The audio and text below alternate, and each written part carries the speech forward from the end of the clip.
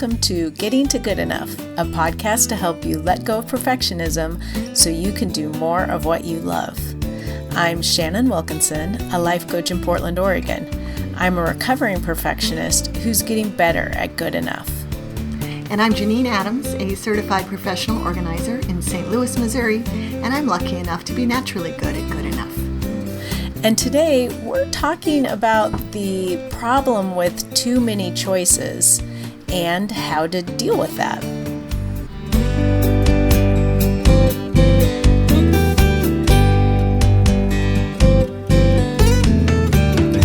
Janine. Hey Shannon, how are you? I'm pretty good. How are you doing? I'm pretty good too. I'm happy because it's supposed to cool off here tomorrow. It's been in the 90s for ever, and it's October. I'm tired of it. So I'll stop complaining. But tomorrow it's supposed to cool off, and that will be nice. Oh, good. Yeah. That's great, because it just seems wrong to have those kind of temperatures when it's really supposed to be fall. Yeah, when it's hot and it's getting dark at 6. It's just not okay. That's funny. That does seem quite odd. Yeah, I have to. Oh, it doesn't matter. I was about to go on a long rant, but I'm going to stop myself. Anyway, tomorrow will be cooler. Yes. Good. Yeah. So today we are talking about the problem with having too many choices. Oh, yeah, that's a problem. It is surprisingly. Yeah. Yeah. I think the key to, literally, I've discovered in my old age that the key to my happiness is having few choices. I just don't want to be presented with choices. I know, it's so interesting because I think I spent so much of my life, and I think sort of culturally we're indoctrinated to want more choice. Mm-hmm. Right. We're entitled to it.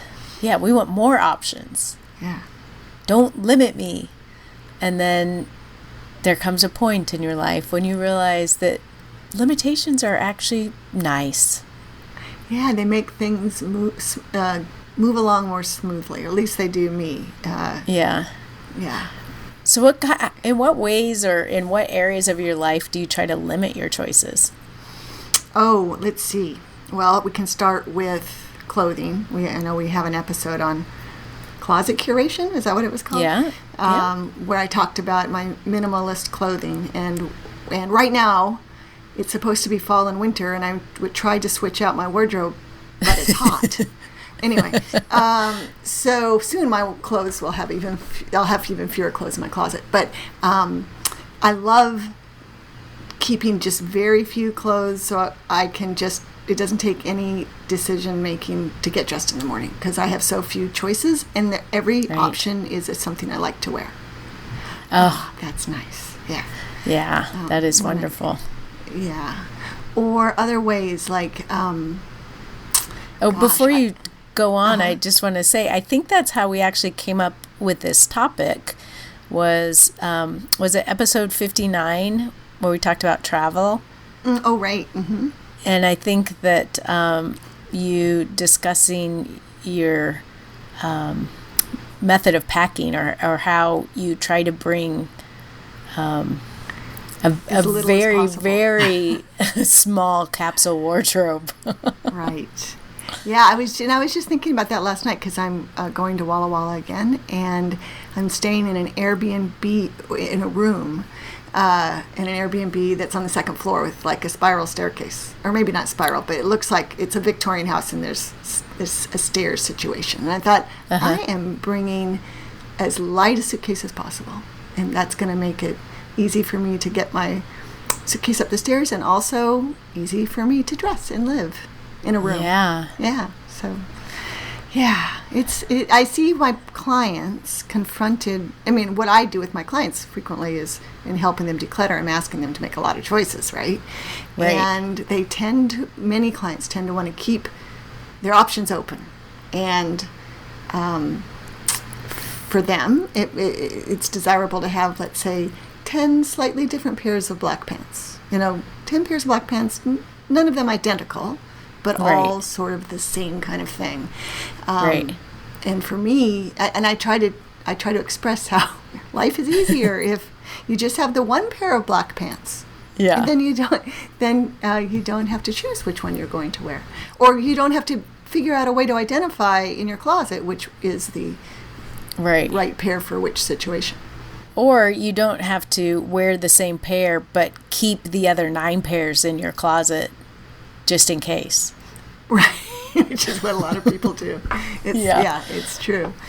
Yeah, but no, I just got to ask though. You have the beautifully organized graphic T-shirt drawer that we saw a picture of a couple of episodes ago in the show notes. It was so nice. How do you? That seems like a lot from which to choose. Does that feel like a lot of choices? It is a lot of choices, but interestingly, the way I've been trying to cycle through them, where I am putting, when I wear one and it's clean and I'm putting it back in the drawer, I put it in the back of the drawer, so that the ones that I haven't worn get pushed to the front, and I only choose from like the first half of, so the 2 rows on the left are the short sleeve T-shirts, and so I only pick from sort of the first half of each of those rows, so I'm not picking from that whole drawer. And then the long sleeve T-shirts, and also now as we're moving into colder weather, there are some T-shirts that I wear with long sleeve T-shirts under them, and there are some that I won't do that with, and so I'll be clearing out that drawer a little bit more, so I only have the shirts in there that I may actually be wearing for the next season. But I like that. Yeah. So you're limiting your choices through this methodology of yours, which is brilliant. I think it's great. Yeah, it's good, and it really forces me to make a decision, and I either need to wear these shirts or don't wear them. And if there's a shirt that gets pushed up to the front and never gets worn, and I keep leaving it there in the front and never wearing it, I think that's a good clue to it's time to say goodbye to the shirt. Yeah, make that decision easy and not agonize over it. Oh, that's great. Yeah. I think you have a lot more experience with this than I do, but I was just thinking about when Barry and I renovated our kitchen 3 years ago. Oh, right. I was thinking, how do we handle all those choices? And I realized for us, we didn't have that many choices because the Venn diagram of things we both liked was the intersection was so small. We literally only had one backsplash from which to choose, and we both love it. So it worked out great. But so that isn't that hard for us. Or usually if one person feels more strongly, then we just go with that, which is usually Barry. But you built a house not long ago from scratch. Yes, I can't even imagine all the choices that went along with that. So funny that I did that because I've always joked that I could never build my own house because having to make all those decisions would just destroy me. It would be so agonizing. So I happened to build this house when I was also planning a wedding and then getting married and going on a honeymoon. And then also the house wasn't done and my mom fell and had to be hospitalized. So there was a lot of stuff. Oh, and we were also in the middle of a big repair project on the front of the house we live in. Right. Where we had to have like the whole front of the house torn off and replaced. But so there was a fair amount of decision making going on. Yeah, I'd say so. And so I told the builder, the house is a rental, and so I said I want stuff to look nice. Like I want it when people come in, I want it to look nice. I want it to look sort of classic and a little bit timeless. Like I don't want it to be too trendy, but I also want it to be bomb proof. Like I don't want the beautiful faucet that breaks easily. I want the nice looking faucet that will last forever and, from people not taking good care of things. So I said, so with those things in mind, and he knew my budget, I want you to give me 3 choices for everything. For everything? for everything. And he's like, seriously? And I was like, yes. And he's like, don't you want to go and pick out stuff? I said, no, I don't want to. I want you to give me 3 choices. And even at the beginning, he was a little bit like, well, let's go to the showroom. And I said, I only want 3 choices. And he's like, okay. And so I went to for the plumbing, I went to the showroom with him, and he said, so, there are these 3 faucets that I think would work. This is the faucet that I use in my places. This faucet I think, would be great for this reason, and this faucet would also be work. And then give me the price points, all of them, and then I would pick one. Nice. And in the rare case where I didn't like anything that he showed me, it made it possible for me to say what I don't like and what I want instead. Like if I just had to go blank, what do I want in a faucet? I don't know. There's a million kinds of faucets. I have no idea. Right. He narrowed it down so you could identify the things that. Yeah. Like I could say, missing. oh, you know what? I don't want a sprayer. I want a faucet where, the nozzle is the sprayer. Mm-hmm. Something like that. So that really worked well for me. And it made it, I still felt like I had a choice. And I felt like I was choosing between things that would, any of the choices would have been great. Mm-hmm. Like I didn't feel like, sometimes when you're making a choice, it's like, ooh, what if I pick the wrong thing and it will be horrible and life will be over if I pick the wrong faucet. Right. Well, and if you were choosing from all faucets, it might feel like you could pick the wrong faucet. Right. I could see how that might feel more likely. But if an expert presents you with 3 choices, Yes. that is just great. I think that it reminds me of the episode we did on asking for help. I think that harnessing the expertise of your builder or contractor was so smart and time-saving for you. And he probably loved it too, right? Because I imagine listening to clients go back and forth on things can get a little wearing for him. Yes. And he told me many times, you're my best client ever. And then he would complain about something that was going on with someone else, and he's like, they've changed their mind 5 times, blah, blah, blah. Right. And he's like, I wish everyone was like you. Oh, isn't that, who doesn't want to hear that? Right. Did you find that once you made the decision that you were just able to move right on and didn't waffle and didn't go back and change your mind or worry about it? Yeah, I didn't. Now that the house is built and people have been living in it and, we've had some experience with it, there are some things that maybe I would do a little bit differently, but there's nothing that's a problem. Mm-hmm. Right. It's just sometimes you have to live with a color for a while or, see that, I can't even think of anything there. One of them was where I put a light switch. Oh, right. Somehow there's a light switch behind, so in the light switch for the closet isn't in the closet, it's outside of the closet, and then it's when you open the closet door, it's behind that door. Oh. So yeah. I'm like, how? Yeah. But when you're looking at 2x4 framing and you're picking, I think what happened is we thought the door was going to open the other way, and then when they put the door in, it opened that way, and there you have it. Exactly. I wonder if you could replace it with the kind of light that comes on when you open the door. I don't know how that magic happens, but I see that in closets. Actually, yeah, I think you're brilliant. Thank you. You can buy a thing that you screw into the fixture and then screw the light bulb into that. Mm-hmm. And then and then that's the motion sensor. Right. Yeah. Oh, I need to write this down. I totally need to get that. Well, good. Glad that I could help. Thank you. Yeah, you're welcome.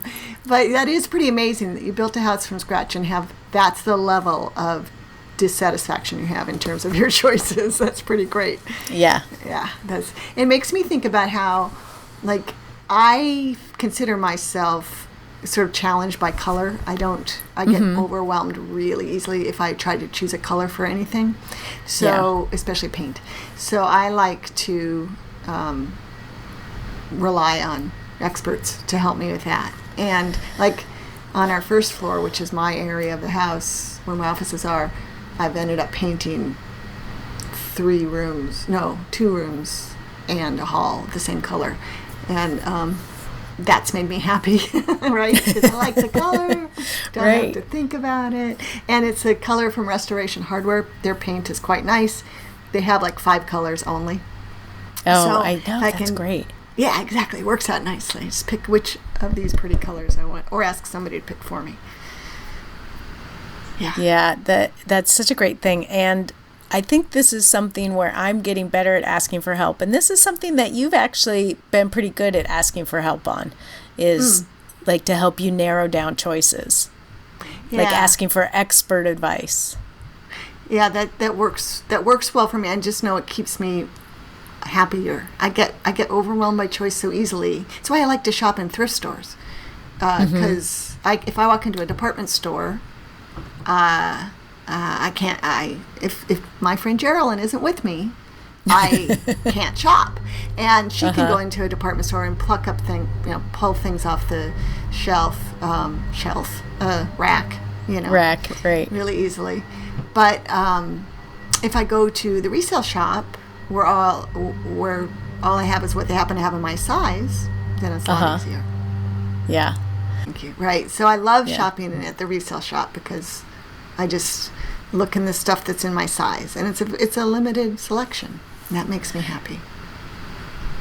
Yeah, I totally get that. I love that too. And I like how you never know what's going to be there. So so it feels like you have choice, but your choices are actually quite limited. Right. Yeah, exactly. And it's fun to see what you're going to find. I went there a week or so ago and scored big. I think I bought 6 items, which is a lot. And I spent $40. And oh my goodness. I am through shopping. I mean, I don't have to shop anymore. Right. For the season. So yay. So where else do you use your choice limitations?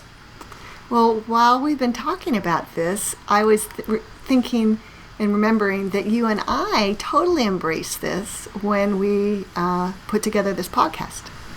And I know we've talked about it. We had a whole episode about how we put together the podcast, but limiting our choices is what allowed us to do it quickly and frustration-free. Oh, it's so true. It made such a huge difference. When I think about how we chose the jingle, or not the jingle, what do they call it? The music. Jingle. Yeah. Jingle's not the right word. We should have a jingle. No, but I was going to say, now I want a jingle. If anyone wants to write us a jingle. Yeah, because there are so many different services where you can get the music. And then within each service, there are so many little bits of music that you can choose from that it was completely overwhelming and I don't even remember how we did it. We just picked one place, right? And then chose. Yeah, I think somehow you took it on to find some music and make sort of a preliminary choice on a few different pieces of music. And so I don't know how you narrowed it down. I can't even believe I took that on. That does not sound like me. You must have been doing something really big for me to say, oh yeah, I can do that. You were probably doing something techie. I think I was building the website. Yeah, right. Yeah, because otherwise I'd be like, that's too many choices. So yeah, I think what I did was just pick one service, and then I basically listened to it enough where I had like 4 that I liked, or we could live with, and then presented them to you, and then you picked one. Yeah, and it was pretty quick to choose from those. And I did have a little bit of the but maybe there's something better. Mm-hmm. And I listened to a few other things, and then I was like, what am I doing? This is perfectly fine. I like it. And then we got our music. It's good enough, right? Yeah. And I actually really enjoy it. I like humming it. Oh, good. And we did the same thing with our logo, where our friend Sally, I just asked her for help, and she came up with a few options, and you and I went right to it. We both agreed. Yeah. Sally's the person who picks out my paint colors, too. So she's very talented. She's a talent. She's amazing. Yeah. So in my life, if I can just make decisions without having to see every option, everything gets done faster, and I have so much less stress. Right. Angst. Yeah, and I know that I've been trying to do this more with tech, and I think you've been doing it with tech too, where I will limit the amount of research I do. You know, when you're spending some money on technology, you want it to be able to do the things you want it to do and to be a decent value, but I don't obsess anymore on making sure I get the absolutely best one. I pick, what are the couple of things that are really important to me, and then limit my time on research. I don't spend days doing it. I try to give myself a limited time for research, or limit the number of resources. Ooh, That's what I was trying to say. Yeah. Jeez. So, you can sort of create limits for yourself if there isn't an outside way to limit them.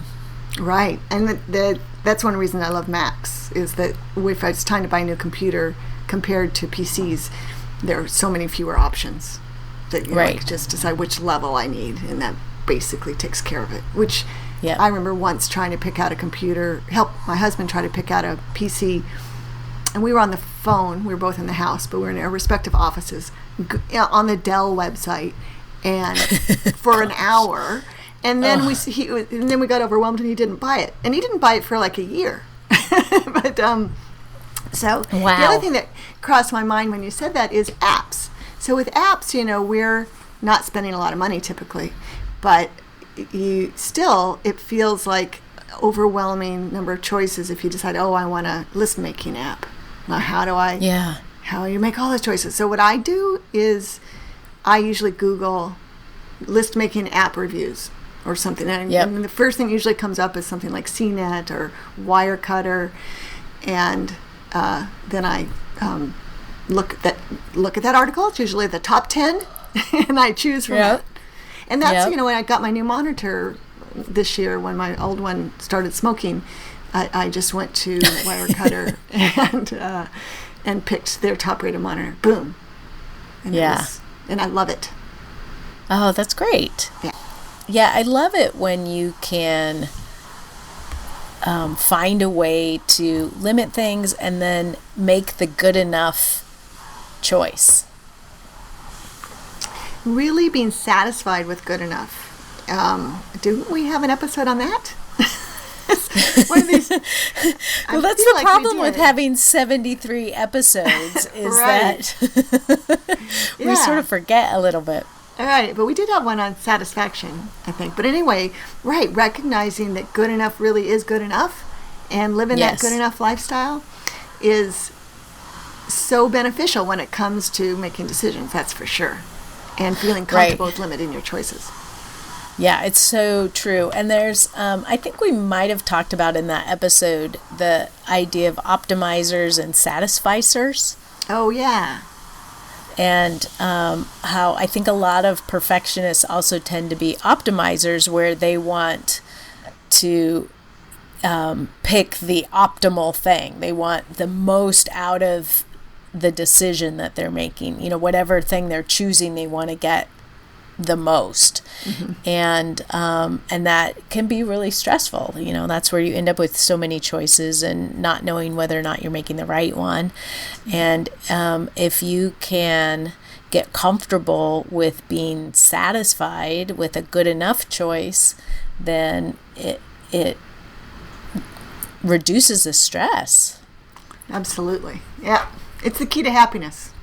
Yeah. I'm totally with you on that. I struggle with it a little bit, but I have gotten so much better. Yeah. It's made a huge difference. And one little thing I'll add in is that I noticed like things with the house that I built that I noticed that are sort of annoying. And we didn't really get into this on the tolerations episode, but this is part of it, is you fix it or you learn to live with it and let it go. And so, every time I get bugged by something or I notice something, I'm like, yep, that's right. That's how it is. It's fine. Right. It's well, not, and the nice thing is you don't live in the house. I don't live in the house, but even if I did live in the house, and the things like, choices I've made for, important things to not so important things, I feel like, well, you know what? It's good enough. It's fine. But sometimes I have to have a little chat with myself to be like, let it go. You're not going to fix it now. Right. It's fine. It's fine. So Shannon, I don't consider myself someone who struggles with perfectionism, and I embrace the limitation of choices so much. But I think that people who do have perfectionistic tendencies probably struggle even more than a good enough people like me. What do you think about that? That's so true. Yeah. Yeah, I think that's accurate. Because like we were just talking about I think a lot of perfectionists happen to be optimizers too with their decision making. And so it's super easy as a perfectionist to want to make the perfect decision. And so, there are times, as you have shared with us, your husband is a perfectionist, a proud perfectionist. Right. And I just want to say that he's very happy with that. Yep. And you just shared the story with how, like, he got overwhelmed with buying a computer and then didn't buy one for a year. Right. Yeah. And I think that's the perfect illustration of how perfectionism becomes an even bigger problem when you have too many choices. Yeah, right. That makes perfect sense. There it is. I lived it. And You did. I never want to live that again. That particular hour was no fun at all. May you never. Thank you. Yes. Yeah. So I think that's the thing to keep in mind, is that this is another, this is a similar situation to like what we've talked about before, where it feels really important to, it feels like the right thing to do to optimize your choice and get the best possible thing for you, but it isn't always easy to do, and you spend more time doing it than it really warrants. Right, chasing perfection. Yep. Yep. Yeah. So, anything else to say about too much choice? No, I just say limit your choices and give it a try. You'll love it. Well, Yeah. If you're like me, you'll love it. It is. I have to say, it makes my life a lot easier, even though I sometimes have to make myself do it. I now choose to do it as opposed to, feel like I have to. Like, I need to do this because there's something wrong with me. It's like, this just makes it easier. And then to top it off with being satisfied with a good enough decision, then golden. Exactly. Then you're living the good life. Yeah, that's right. So we want to hear from you, our listeners. Do you have problem with too many choices? How do you limit yourself? You can let us know by calling 413-424-GTGE. That's 4843. Leave us a voicemail. Or you can leave a comment on the show notes at gettingtogoodenough.com. And you can also let us know on social media. We're on Facebook and Instagram at Getting to Good Enough, and on Twitter at GTG Enough. For now, this is Shannon Wilkinson in Portland, Oregon. And Janine Adams in St. Louis, Missouri. and we hope that good enough is getting easier for you.